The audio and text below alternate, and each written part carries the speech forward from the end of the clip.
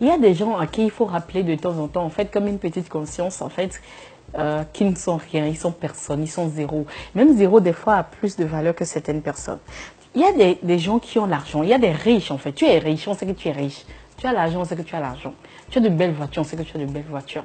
Tu as une belle villa, on sait que tu as une belle villa. Tu as une belle femme, on sait que tu as une belle femme. Mais la seule chose que tu as, la seule chose dont tu es propriétaire, la seule chose sur laquelle tu peux taper poitrine, que tu possèdes, c'est le corps dans lequel tu fais ton voyage sur terre. En fait. Parce que le jour où Dieu même te retire le souffle qu'il t'a donné, tu n'es rien, tu n'es personne, tu n'es qu'un tas de poussière. Je suis étonnée, des fois, ça m'envoie dans des états de vape quand je vois certaines personnes dire « Est-ce que tu sais qui je suis ?» On l'a toujours dit, hein, une fois dans notre vie, on l'a dit, on l'a eu à lui dire « Est-ce que tu sais qui je suis ?» Eh, moi, tu n'es rien, tu n'es personne, tu n'es que poussière. Rappelle-toi que tu n'es que poussière.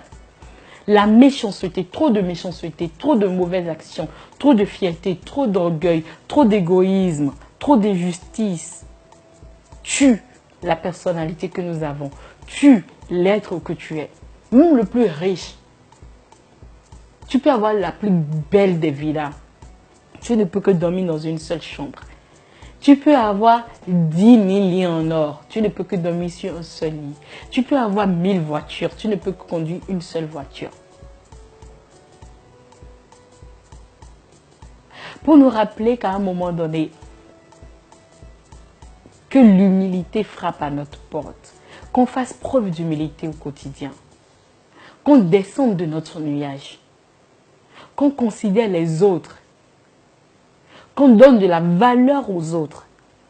Parce qu'on a toujours besoin de quelqu'un. On a toujours besoin d'un plus petit que soi. Mon frère, ma soeur, tu n'es rien. Il me tire. Zéro, tu n'es rien. En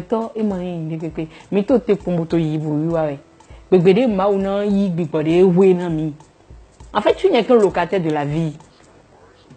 On t'a formé tas de poussière. C'est Dieu qui t'a loué le souffle de vie que tu possèdes, que je possède.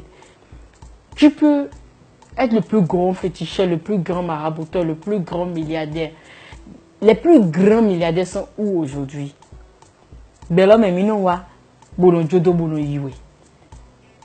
n'y a rien qu'on peut tenir dur, qu'on ne finit pas par laisser.